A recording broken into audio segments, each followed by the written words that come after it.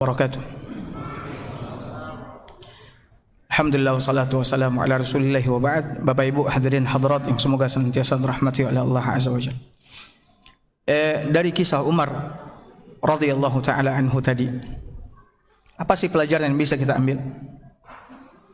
Pelajaran yang sangat besar bagi kita umat Islam adalah hendaknya kita bangga dengan agama kita, tanpa perlu kita mengikuti perbuatan, kebiasaan umat-umat beragama lainnya. Umar melakukan hal yang demikian itu karena dia meyakini keislaman yang ada di dalam dadanya. Itulah yang membuatnya mulia, bukan penampilan. Bapak Ibu sekalian, hari ini banyak orang yang merasa keren, merasa maju ketika dia bisa mengikuti kebiasaan umat-umat beragama lainnya dari sisi pakaian, dari sisi kehidupan dan lain sebagainya. Ya, adapun Umar tidak. Dia boleh saja memakai pakaian biasa, mengenakan sandal biasa, menunggangi tunggangan yang biasa. Tapi dia tahu bahwasanya kemuliaan tidak ada pada perhiasan dunia. Kemuliaan itu ada pada apa? Pada Islam. Itu yang harus kita tanamkan dalam diri kita. Ya, itu yang harus kita tanamkan. Nah, sekarang kenapa berubah mindset kaum muslimin muslimat? Bahwasanya mulia itu yaitu dengan mengikuti gaya orang-orang barat, kebiasaan orang-orang barat. Baru mereka merasa mulia, mereka merasa hebat, mereka merasa terdepan, maju dan lain sebagainya. Sementara kalau mengikuti Islam, berpakaian sederhana saja, kemudian bersikap seperti sikap yang diajarkan oleh Islam, tidak berlebihan dari sisi dunia, dia merasa hina, dia merasa rendah. Tidak, Bapak Ibu sekalian. Allah Subhanahu wa taala tidak menjadikan kemuliaan itu pada dunia, tapi Allah jadikan kemuliaan itu pada apa? Pada agama kita. Sehingga kita tidak perlu mengikuti kebiasaan perbuatan orang-orang sebelum kita, umat-umat beragama lainnya. Bapak Ibu, disebutkan dalam hadis yang sahih diriwayatkan oleh Imam Bukhari dan Muslim. Ini saya perang-perangan dengan anak-anak nih ya. Ini suara saya bisa didengar? Bisa ya? Nabi SAW pernah duduk bersama sahabat-sahabatnya. Lalu lewat seorang lelaki ganteng, berpakaian-pakaian yang bagus. Kemudian dia seorang yang kaya raya, lewat depan Nabi SAW. Lalu setelah lelaki itu berlalu, Nabi bertanya kepada sahabat-sahabatnya. Kata Nabi SAW, bagaimana menurut kalian mengenai lelaki yang baru saja lewat? Maka kata sahabat, ya Rasulullah, fulan. Semua orang tahu. Itu kalau dia berbicara layak untuk didengar. Kalau dia meminang pinangannya diterima. Kalau dia memberikan syafaat pertolongan, maka syafaatnya diterima. Habis itu Nabi diam. Itu pandangan sahabat. Laki ini ganteng, punya kedudukan, kaya raya dan seterusnya. Tidak lama setelah itu lewat lagi seorang lelaki, nggak punya tampang. Maksudnya nggak punya tampang ini, tampangnya biasa-biasa aja, nggak ganteng. Kemudian pakaiannya biasa-biasa saja, lusuh, pakaian biasa, miskin, nggak punya kedudukan. Setelah berlalu Nabi bertanya, nah lelaki yang baru saja lewat, bagaimana menurut kalian? Kata sahabat, ya Rasulullah, fulan. Kalau dia bicara nggak perlu didengarin. Kalau dia meminang, pinangannya apa? Ditolak. Dan kalau dia memberikan syafaatnya apa? Juga ditolak, tidak diterima. Apa jawab Nabi kita yang mulia SAW? Sungguh dunia ini ya hanya dihuni oleh laki yang kedua tadi saja. Laki yang kedua tadi saja, yang tampangnya biasa-biasa saja, miskin, yang kalian bilang kalau dia bicara nggak perlu dengarin, kemudian kalau dia minang ditolak, kalau dia memberikan syafaat maka syafaatnya nggak diterima. itu lebih baik daripada dunia ini dipenuhi oleh lelaki yang pertama. Lebih baik daripada dunia ini dipenuhi oleh apa? Lelaki yang pertama, yang ganteng, kaya raya, punya kedudukan dan seterusnya. Makanya antum jangan minder. Nggak perlu ikut perbuatan kebiasaan orang-orang ya di luar Islam. Nggak perlu untuk jadi mulia, untuk jadi ganteng. Semua yang kita butuhkan untuk mulia, semua yang kita butuhkan untuk menjadi kuat, untuk menjadi terhormat, semuanya ada di dalam Islam. Maka tinggal kita mengikuti Islam, ya, tinggal kita mengikuti apa? Mengikuti Islam. Maka mulialah dengan agama kita. Ikuti petunjuk Islam, ikuti syariat Islam dari A sampai Z, dari A sampai Z.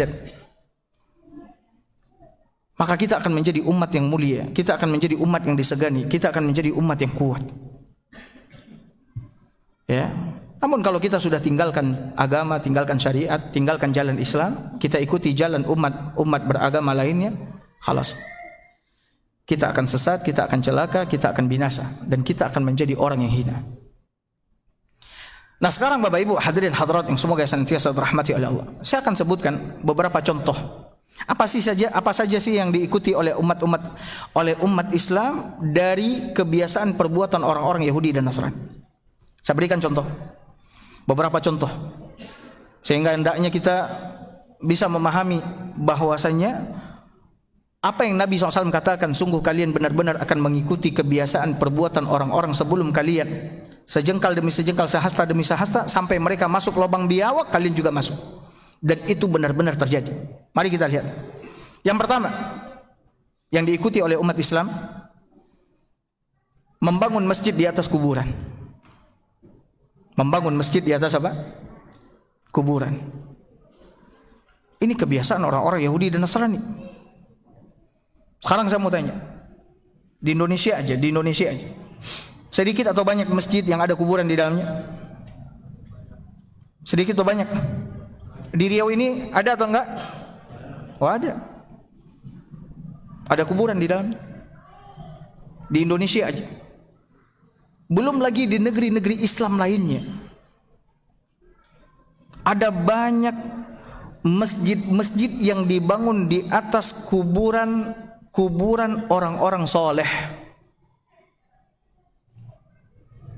Kenapa bisa demikian? Karena taklid kepada orang Yahudi dan Nasrani. Ittiba' kepada Yahudi dan Nasrani. Dalilnya mana Ustaz? Dalilnya hadis yang sahih diriwayatkan oleh Imam Bukhari dan Muslim. Apa kata Nabi SAW?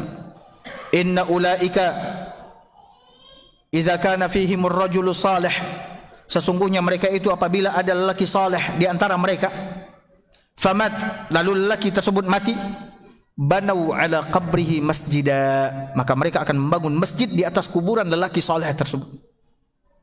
Wa sawwaru fihi tilka suwar, lalu mereka melukis gambar lelaki saleh tersebut, lalu mereka gantung di masjid-masjidnya. Mereka gantung juga di rumah-rumah mereka. Lalu apa kata Nabi SAW? Faulaika syirarul khalqi indallahi yaumal qiyamah. Mereka itu adalah seburuk-buruk makhluk di sisi Allah pada hari kiamat. Nabi juga bersabda dalam hadis yang sahih diriwayatkan oleh Imam Bukhari dan Muslim. Kata Nabi SAW, dan ini adalah hadis yang Nabi sampaikan di akhir hayat beliau, di saat beliau sakarat. Nabi mengatakan, la'anallahu al-yahuda wan nasara, semoga Allah melaknat Yahudi dan Nasrani, ittakhadhu qubur anbiya'ihim masajid, yang menjadikan kuburan nabi-nabi mereka sebagai apa? Masjid. Ini diantaranya nih, yang diikuti oleh umat Islam. Kedua, diantara yang diikuti oleh umat Islam seperti apa? Seperti raf'ul qubur, membangun atau meninggikan kuburan.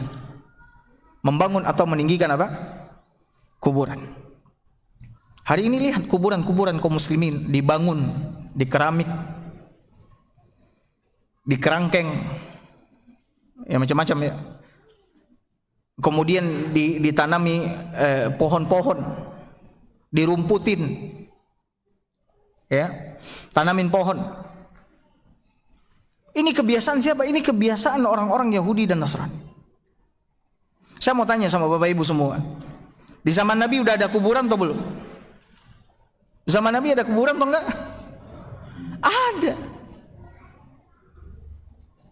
Nabi menguburkan kaum muslimin, para syuhada yang gugur dalam perang. Nah, Bapak Ibu yang pernah haji atau umroh yang ziarah ke kota Madinah, biasanya yang haji atau umroh pasti ziarah ke kota Madinah. Yang ziarah ke kota Madinah pastinya biasanya insya Allah pasti akan ada ziarah ke kuburan syuhada Uhud. Kalau enggak ke kuburan Baqi yang ada di sebelah Masjid Nabawi. Saya mau tanya, ada enggak kuburan di sana yang ditinggikan, dibuat bangunan? Ada enggak? Enggak ada, rata semuanya itu Bapak Ibu, tanahnya rata. Di kuburan Baqi itu kuburan istri-istri Nabi di sana semuanya. Kuburan Utsman bin Affan juga di sana. Sahabat-sahabat yang lain juga di sana. Di kuburan syuhada Uhud ada paman Nabi SAW, Hamzah bin Abdul Muttalib. Kuburan mereka rata dengan tanah. Yang ditaruh di sana apa? Batu sebagai apa? Tanda tuh kuburan. Sekarang lihat kuburan kaum muslimin. Bahkan kuburan hari ini dijadikan sebagai apa? Taman. Dijadikan sebagai taman, tempat nongkrong, rekreasi, makan-makan. Sehingga apa? Hilang pelajaran yang diberikan oleh kuburan. Emang kuburan ngasih pelajaran? Iya. Apa pelajaran yang dapat diambil dari kuburan? Untuk mengingatkan kita akan kematian, akan negeri akhirat. Nabi SAW mengatakan, kuntu nahaitukum an ziyaratil kubur. Dahulu di awal Islam, aku larang kalian ziarah kubur. Kenapa? Karena Nabi takut umatnya melakukan kesyirikan. Ya, maka dilarang sama Nabi, nggak ada yang boleh ziarah kubur. Kuburan siapapun nggak ada yang boleh diziarah. Namun ketika tauhid, keimanan telah tertanam kuat di dalam dada kaum muslimin, Nabi SAW memerintahkan umatnya untuk ziarah kubur. Fal'ana fazuruha. Sekarang ziarahi kubur, kata Nabi. Fa innaha tudzakirukum bil akhirah, karena dengan ziarah kubur itu mengingatkan kalian kepada kuburan. Sekarang orang makan di kuburan, makan bakso, makan sate, duduk-duduk di kuburan. Saya mau tanya, ada atau enggak? Di sini ada enggak? Banyak. Jadi tempat rekreasi. Ya, jadi nggak ada lagi pelajaran udah. Orang sama kuburan biasa aja, kayak taman udah. Subhanallah. Ini diantara yang diikuti oleh kaum muslimin hari ini. Kemudian seperti apa lagi? Seperti ihtifalat, perayaan-perayaan hari besar mereka. Kemarin nih beberapa hari yang lalu Natal. Itu nggak sedikit diantara kaum muslimin yang ikut menyemarakkannya. Memakai atribut-atribut ya, perayaan Natal tersebut. Kemudian ada yang mengucapkan selamat, ada yang ikut bergembira, berbagi-bagi di hari itu. Ya. Tapi hari raya Natal, apakah itu hari besar umat Islam? Dan apakah Nabi SAW, para sahabatnya pernah melakukan perayaan itu? Apa tidak ada di zaman Nabi SAW orang-orang Nasrani yang melakukan perayaan Natal? Perhatikan sahabat-sahabat yang diutus oleh Nabi SAW ke negeri orang-orang Yahudi dan Nasrani. Apakah mereka tidak mengenal yang namanya perayaan Natal? Sehingga mereka tidak ikut merayakan? Enggak, mereka tahu, mereka hidup ya di zaman orang-orang Yahudi dan Nasrani melakukan perayaan tersebut, atau orang-orang Nasrani yang melakukan perayaan Natal. Tapi tidak ada satupun penjelasan keterangan Nabi kita, para sahabat melakukan perayaan apa? Natal. Apalagi hakikat perayaan Natal itu adalah perayaan hari lahir anak Tuhan. Dan kita umat Islam telah mengikrarkan bahwasannya Allah itu ahad. Qul huwallahu ahad. Kemudian kita juga mengikrarkan lam yalid walam yulad. Apa arti lam yalid wa lam yulad? Tidak beranak dan tidak diperanakkan. Lalu kita mengatakan selamat hari raya Natal. Ya subhanallah. Ini besok lagi nih, beberapa hari berikutnya perayaan tahun baru. Bahkan yang ikut perayaan ini bukan saja orang-orang awam, yang udah ngaji juga ikut. Ikutnya apa Ustaz? Bakar ayam. Walaupun nggak sampai tengah malam. Awak nggak sampai jam 00.01 tu Ustaz. Alih jam 10 yang sebalik lalu alih Ustaz siap makan ayam bakar lalu lagi. Beli petasan, hidupkan kembang api. Apakah itu hari besar umat Islam? Tidak, Bapak Ibu sekalian. Nabi SAW ketika hijrah ke Madinah, Nabi temukan sebagian orang-orang Ansar bergembira di hari-hari tertentu. Yang kemudian Nabi tanya, ternyata mereka mengikuti hari-hari besar umat-umat beragama lainnya. Kebiasaan yang mereka temui secara turun-temurun dari nenek moyang mereka. Apa kata Nabi SAW? Sesungguhnya Allah telah memberikan atau menetapkan 2 hari besar yang lebih baik buat kalian dalam setahun, yang kalian bergembira, kalian saling mendoakan, kalian saling berbahagia, saling berbagi. Hari raya Idul Fitri dan Idul Adha. Ini yang 2 kali setahun. Yang setiap pekan hari Jumat. Ya, dan ini yang menetapkannya siapa yang menetapkannya? Nabi yang menetapkan? Enggak, Allah yang tetapin. Lalu kita sebagai umat Islam yang telah mengatakan raditu billahi rabba wa bil islami dina wa bi Muhammadin sallallahu alaihi wasallam nabiyya. Lalu kita mengambil selain daripada apa yang ditetapkan oleh Allah Subhanahu wa taala. Belum lagi perayaan-perayaan yang lain Bapak Ibu sekalian. Nggak sedikit dari umat Islam yang ikut merayakan. Ya, nggak sedikit. Seharusnya kita tunjukkan sikap kita sebagai seorang muslim dan muslim. Aneh bangga dengan apa? Dengan Islam aneh. Dalam Islam nggak ada yang begini. Dan bukan berarti ketika aneh nggak ngelakuin ini aneh hina. Enggak. Aneh mulia dan merasa bangga dan mulia dengan Islam. Ya, harus seperti itu. Kemudian apalagi yang diikuti oleh umat Islam banyak Bapak Ibu. Seperti apa? Seperti muamalah sehari-hari, gaya hidup sehari-hari.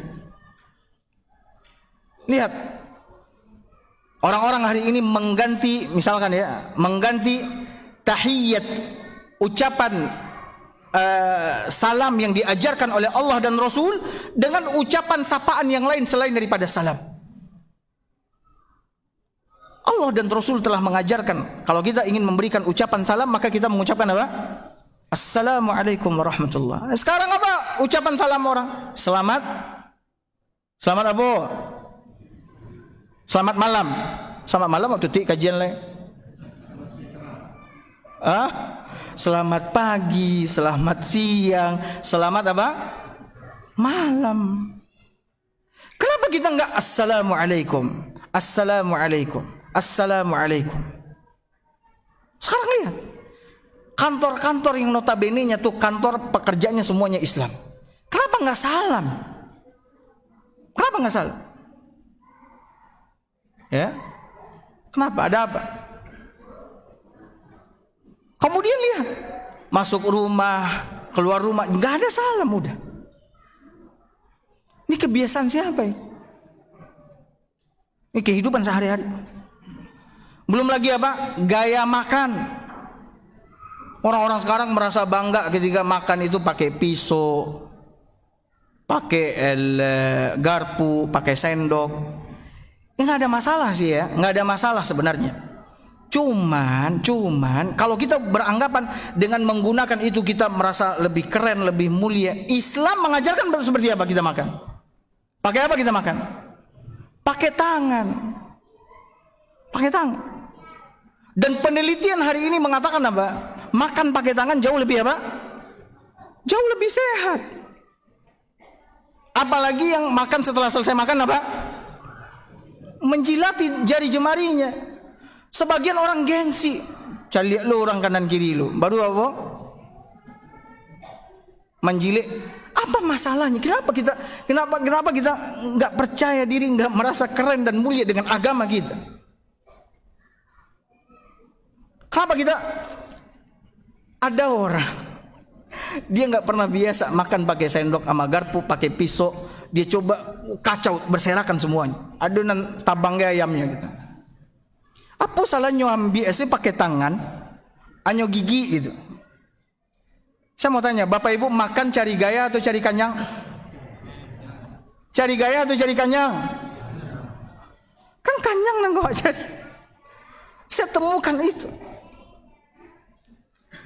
Bapak Ibu pernah dengar cerita salah seorang tokoh nasional. Siapa? Agus Salim. Agus Salim suatu hari dia naik kereta api apa naik pesawat saya lupa, bersebelahan sama orang Belanda. Waktu itu ingin menghadiri konferensi, ya. Jadi dalam perjalanan di sebelahnya orang Belanda,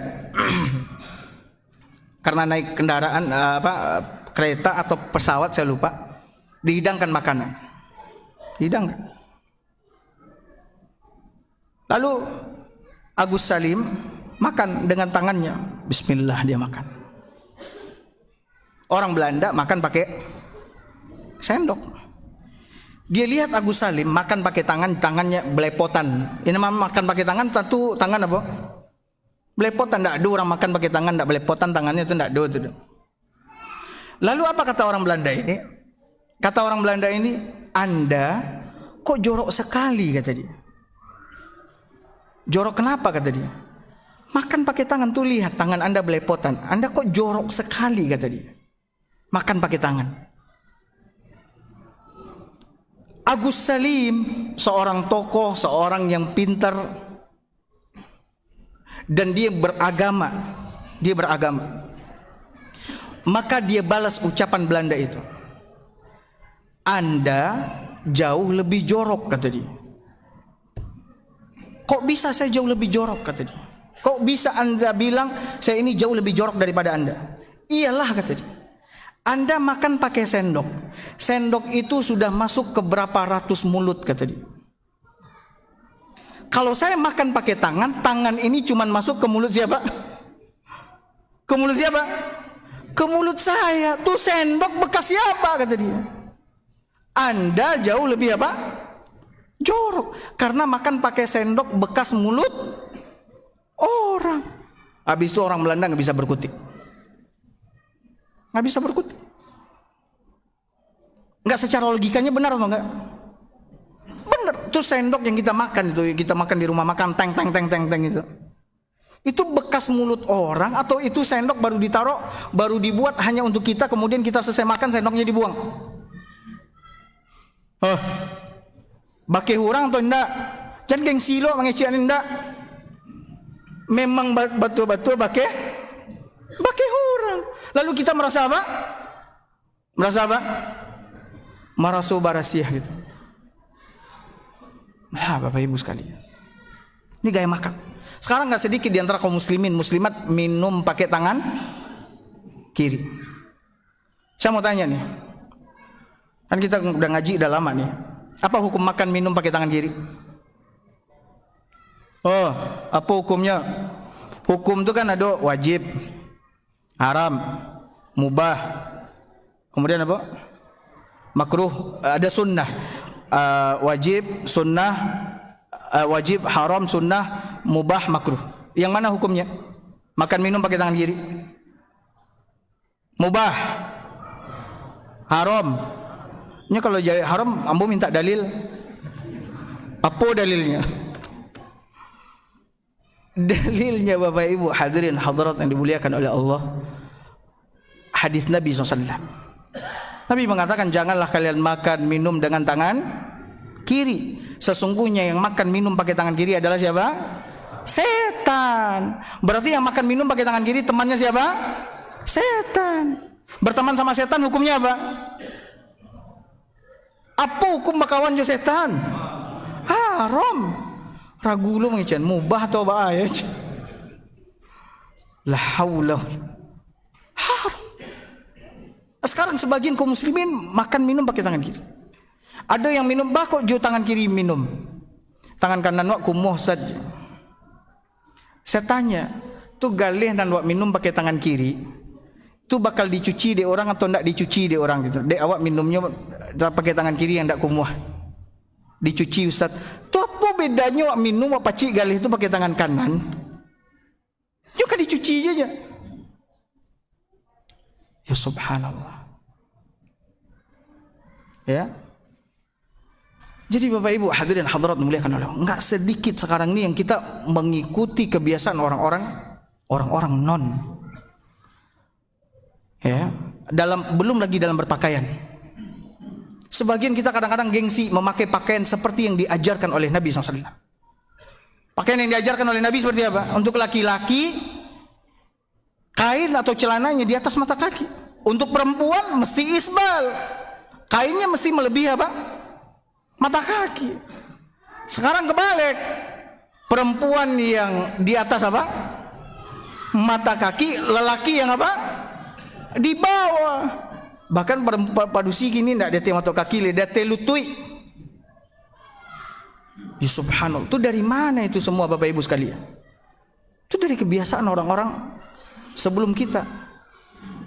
Dari mau saya tahu, Bapak Ibu saya mau tanya, dahulu sebelum Nabi SAW diutus oleh Allah Azza wa Jalla, orang-orang tawaf mengelilingi Ka'bah itu dalam keadaan apa? Atau dari mana dapetnya itu? Umat sebelumnya. Yang kemudian setelah Nabi SAW diutus oleh Allah Azza wa Jalla, Nabi SAW mengatakan tidak ada lagi yang boleh tawaf mengelilingi Ka'bah ini dalam keadaan apa? Telanjang. Sekarang orang yang berpakaian telanjang seperti telanjang itu jauh lebih keren, lebih mulia menurut pandangan orang-orang ketimbang yang menutup auratnya hari. Yang menutup auratnya dibilang apa? Kolot, terbelakang, gak mode. Yang telanjang, transparan, wah itu keren, apa? Bagus. Ini semua pandangan setan semua ini. Yang kemudian didukung oleh manusia, wali-wali setan. Ini sadar atau tidak kita sadari seperti ini yang terjadi hari ini Bapak Ibu sekalian. Ya. Kemudian apa lagi? Seperti pergaulan lelaki dan wanita. Hari ini lihat umat Islam lelaki dan wanitanya tidak masalah saling bersalaman, bahkan lebih daripada itu apa? Bapaluan, kemudian ada cipika, cipiki. Ini semua dari mana? Adakah dalam Islam? Dalam Islam Nabi SAW mengatakan, sungguh kepalaku ditusuk pakai besi, kata Nabi, lebih aku sukai daripada aku menyentuh wanita yang tidak apa? Yang tidak halal bagiku untuk kusentuh. Dan istri Nabi mengatakan, sungguh tangan Nabi tidak pernah dipegang oleh wanita yang tidak halal baginya. Tidak pernah dipegang oleh wanita yang tidak halal baginya. Sekarang lihat, ya, nggak ada batasan sekarang. Ini dari mana? Ngikutin orang Yahudi dan Nasrani. Ya, ngikutin orang Yahudi dan Nasrani. Khalwat, ikhtilat, campur baur lelaki dan wanita tanpa ada pembatas. Ini dari mana? Dari sana semua. Kemudian lihat gaya berhubungan hari ini, gaya berhubungan. Afwan ya. Enggak sedikit di antara kaum muslimin muslimat yang mengikuti dan mencontoh gaya berhubungan orang-orang di luar Islam. Ada yang mendatangi istrinya dari belakang, ini haram. Ada yang mengeluhkan itu, ada yang menanyakan itu. Bagaimana Ustaz? Suami saya mendatangi dari belakang. Enggak boleh, haram.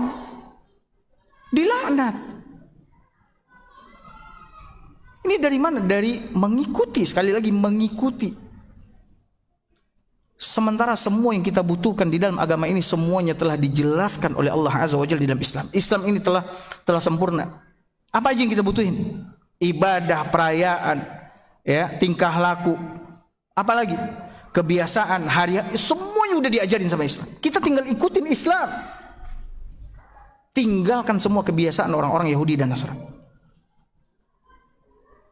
Seperti apa lagi Bapak Ibu? Seperti muamalah maliyah, riba. Riba. Ini kebiasaan orang-orang Yahudi. Sementara Allah Azza wa Jalla telah menyebutkan di dalam Al-Quran, wa ahallallahu al-bai'a wa harrama riba. Allah telah menghalalkan jual beli dan mengharamkan apa? Riba. Enggak sedikit di antara kaum muslimin yang hari ini apa? Terjatuh dalam apa? Riba. Kemudian gaya potong rambut. Enggak sedikit di antara kaum muslimin potong rambut ala potong rambut orang-orang di luar Islam. Ada yang dikenal dengan istilah apa? Kuza. Kuza itu dibuat garis-garis. Ya, dibuat garis-garis. Subhanallah. Nah, Bapak Ibu hadirin hadirat yang semoga senantiasa dirahmati oleh Allah. Berhentilah dari mengikuti kebiasaan, perbuatan dan jalan orang-orang Yahudi dan Nasrani. Maka kita akan selamat. Sesungguhnya mengikuti mereka hanya akan menyesatkan kita dari jalan Allah Azza wa Jalla. Ya, Allah Subhanahu wa taala menyebutkan penyesalan orang-orang yang mengikuti orang-orang non, atau bukan orang-orang non tapi orang-orang yang sesat. Allah sebutkan kepada kita bagaimana penyesalan mereka dalam surat Al-Ahzab ayat 66 sampai dengan 68. Kata Allah Subhanahu wa taala, yauma tuqallabu wujuhuhum finnar, pada hari di mana wajah-wajah mereka Allah bolak-balikkan di dalam neraka. Allah bolak-balikkan wajahnya di dalam neraka. Kemudian yaqulun, mereka pun berkata di dalam neraka, mereka berkata, ya laitana. Ini ungkapan penyesalan. Wa aduhai seandainya kami ata'na Allah wa ata'na Rasula, seandainya kami dahulu di dunia mentaati Allah dan mentaati Rasul. Wa qalu rabbana, dan mereka juga mengatakan, wahai Rabb kami, inna ata'na sadatana wa kubara'ana, sesungguhnya dahulu di dunia kami ini lebih mentaati, mengikuti tokoh-tokoh, pemimpin-pemimpin kami, orang-orang besar di antara kami, karena mereka memiliki kedudukan, karena mereka memiliki harta yang banyak. Kami lebih memilih mengikuti mereka daripada mengikuti Allah dan Rasul. Fa'adalluna sabila, lalu mereka menyesatkan kami dari jalan yang lurus. Mereka menyesatkan kami dari jalan lurus. Rabbana atihim dhi'afaini minal azab, wahai Rabb kami, berikanlah kepada mereka azab 2 kali lipat. Kenapa mereka minta kepada Allah azab 2 kali lipat kepada orang-orang yang mereka ikuti ini? Karena mereka telah apa? Menyesatkan mereka. Berikan kepada mereka azab 2 kali lipat, wal anhum la'nan kabira, dan berikan laknat yang besar kepada mereka semua. Jadi Bapak Ibu belajar ilmu agama, duduk di majelis ilmu, membaca Al-Quran, membaca hadis Nabi SAW, tujuannya adalah agar kita tahu syariat agama. Itu yang kita ikuti Bapak Ibu, bukan kebiasaan, bukan perbuatan umat-umat beragama lainnya, tapi apa? Islam. Dan Islam itulah yang akan apa? Menyelamatkan kita, memberikan kemuliaan kepada kita, membawa kita kepada kebahagiaan dunia dan akhirat. Tapi kalau kita sudah apa? Mengikuti kebiasaan perbuatan umat-umat sebelumnya, maka khalas, kita akan binasa dan celaka. Maka oleh karena itu Bapak Ibu, pelajaran malam ini yang ingin kami sampaikan kepada Bapak Ibu sebenarnya panjang dan banyak. Belum lagi ayat-ayat di mana Allah Azza wa Jalla melarang kita dari apa? Mengikuti dan mencontoh kebiasaan orang-orang Yahudi dan Nasrani. Begitu juga dengan hadis-hadis Nabi SAW. Akan tetapi Bapak Ibu, waktu kita sedikit dan saya pun juga ada 2 lagi kajian ya, juga harus beristirahat. Jadi kita nggak bisa sampaikan ini semua. Cuman yang jelas saya ingin sampaikan kepada Bapak Ibu, hadis Nabi SAW yang tadi kita bacakan. Sungguh kalian benar-benar akan mengikuti jalan kebiasaan perbuatan orang-orang sebelum kalian, sedikit demi sedikit sampai mereka masuk ke dalam lubang biawak, kalian akan ikut. Ini peringatan dari Nabi kita yang mulia SAW, agar kita jangan sampai masuk ke dalam hadis ini. Ya, agar kita jangan masuk ke dalam hadis ini. Maka mulailah Bapak Ibu membersihkan diri Bapak Ibu dari mengikuti kebiasaan orang-orang di luar sana. Dan mulailah Bapak Ibu istiqomah mengikuti syariat agama dalam semua perkara. Dan Bapak Ibu harus munculkan kemuliaan dan kebanggaan dengan agama Bapak Ibu sendiri. Jangan minder. Jangan minder. Sebagian kita minder, pakai pakaian seperti ini minder, baca Al-Quran di halte, di bus misalkan, di tempat-tempat menunggu minder, kemudian pakai jilbab, kemudian pergi ke pasar dengan menggunakan jilbab yang menutup semua aurat, minder. Kok bisa minder kita? Kalau kita mencari kemuliaan selain daripada syariat agama Islam, kita hanya akan dihinakan oleh Allah Azza wa Jalla. Maka bangga dan mulialah Bapak Ibu dengan apa? Dengan Islam yang Bapak Ibu miliki. Ingat perkataan Umar, "Ane tidak akan pernah mencari kemuliaan itu sebagaimana orang-orang Yahudi dan Nasrani yang menganggap mulia itu orang yang menaiki tunggangan yang mahal, kemudian memakai pakaian yang mahal, kemudian mengenakan sepatu yang mahal, kemudian memiliki harta." Enggak. Ini hanya menurut pandangan orang-orang di luar Islam. Kemuliaan itu ada pada apa? Ada pada harta dunia. Bapak Ibu, saya mau tanya, sahabat itu semuanya, apakah semuanya kaya raya? Saya mau tanya nih, semuanya kaya raya enggak? Ada 70 orang yang enggak punya tempat tinggal. Itulah yang disebut dengan ahlu sufah. Mereka tinggal di mana? Di Masjid Nabawi, di Masjid Nabi SAW. Di Masjid Nabawi, 70 orang. Tapi saya mau tanya, apakah semua sahabat mulia? Iya. Bahkan mereka semua dijanjikan surga. Mereka semua dijanjikan surga oleh Allah Azza. Semua sahabat yang beriman dengan Nabi, yang berjuang bersama dengan Nabi, mati di atas petunjuk Nabi SAW, semuanya dijanjikan surga oleh Allah Azza wa Jalla. Padahal mereka semua ada orang biasa, ada yang bertani, ada yang mengembalakan hewan ternak, ada yang mengangkat, ada yang miskin, ada yang kaya. Enggak, mereka semua mulia. Dengan apa mereka mulia? Dengan Islam yang mereka pegang teguh di dalam kehidupan mereka. Ya. Dan fitnah mengikuti kebiasaan perbuatan orang-orang Yahudi dan Nasrani ini bukan saja sekarang ini. Sesuai dengan Nabi SAW sampaikan kepada sahabatnya, ternyata ada juga di antara sahabat. Ada di antara sahabat yang ingin mencontoh dan mengikuti kebiasaan orang-orang Yahudi dan Nasrani, yang kemudian ditegur oleh Nabi SAW. Seperti disebutkan dalam sebuah hadis, ketika sebahagian sahabat diutus oleh Nabi SAW ke negeri Syam. Lalu di negeri Syam mereka menemukan ahlul kitab, menemukan ahlu kitab mengitari pohon yang disebut dengan Zatu Anwat. Zatu Anwat, pohon Zatu Anwat. Lalu mereka menggantungkan pedang-pedang mereka di pohon tersebut agar pedang-pedang itu diberikan keberkahan, kemudian bagus digunakan untuk berperang. Ketika mereka sampai di kota Madinah, maka sahabat ini mengatakan kepada Nabi SAW, "Ya Rasulullah, sesungguhnya kami melewati kaum ahlul kitab, mereka memiliki pohon Zatu Anwat, lalu mereka mengitarinya, kemudian mereka menggantungkan pedang-pedang mereka di atas pohon tersebut, maka buatkan kami pohon seperti Zatu Anwat itu juga." Maka buatkan untuk kami apa? Pohon seperti Zatu Anwat itu juga. Subhanallah. Maka ditegur oleh Nabi SAW. Ditegur sama Nabi SAW. Sesungguhnya mereka pernah juga melakukan ini kepada siapa? Musa alaihissalam.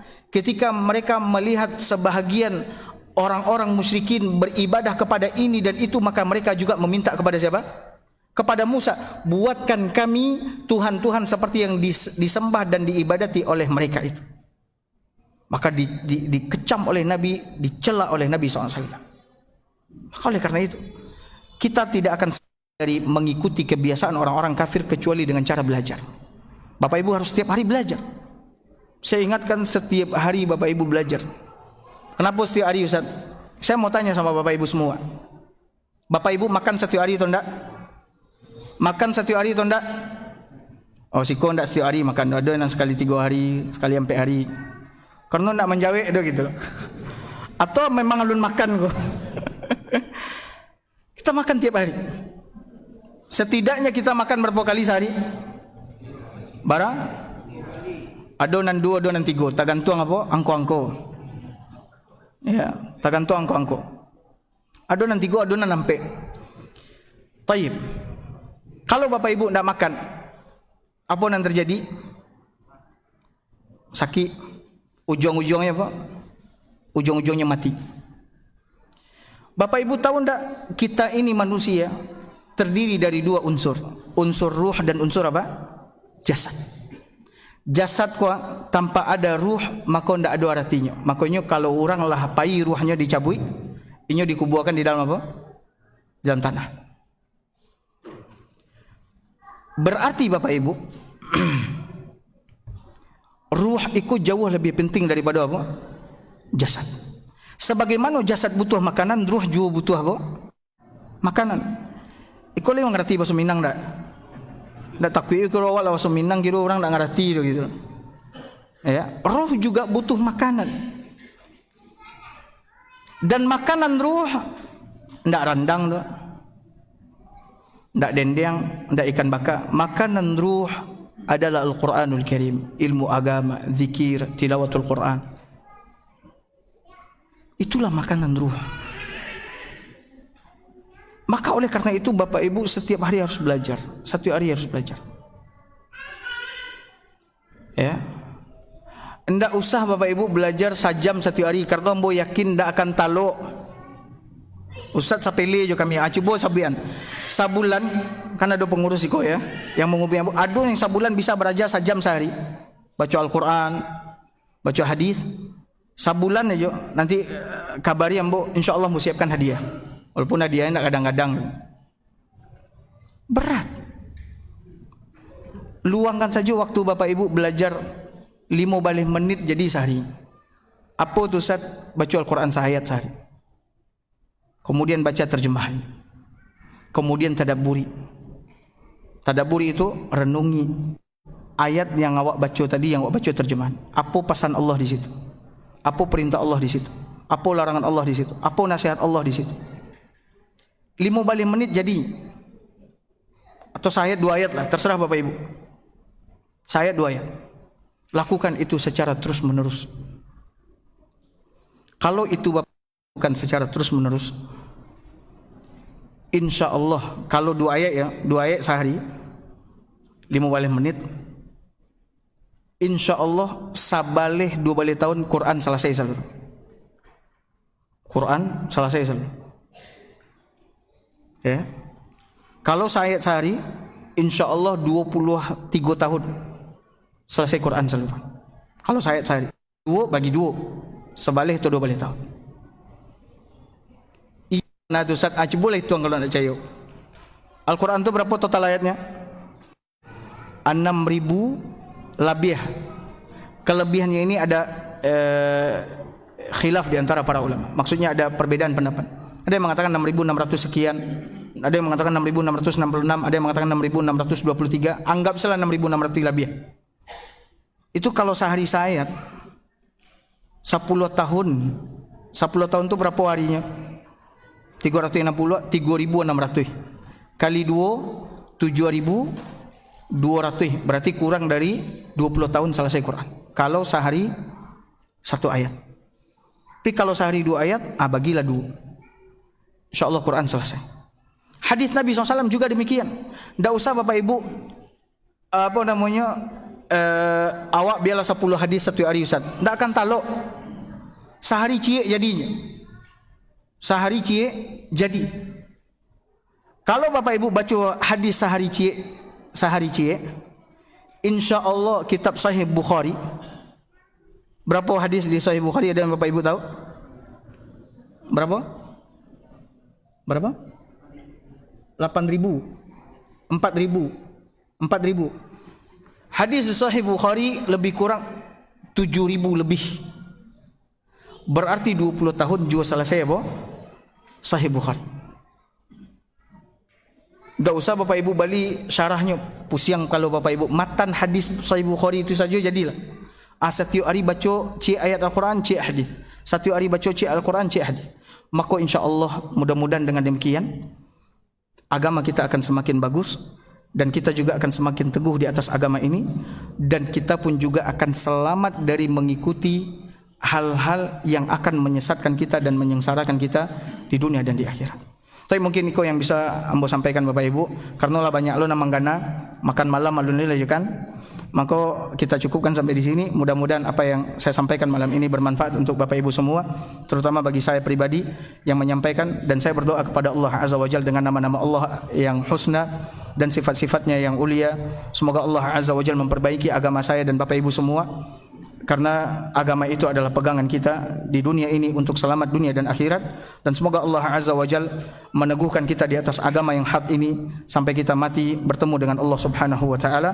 Barakallahu fikum wa sallallahu ala nabiyyina Muhammad wa ala alihi wa sahbihi wa sallam. Assalamualaikum warahmatullahi wabarakatuh.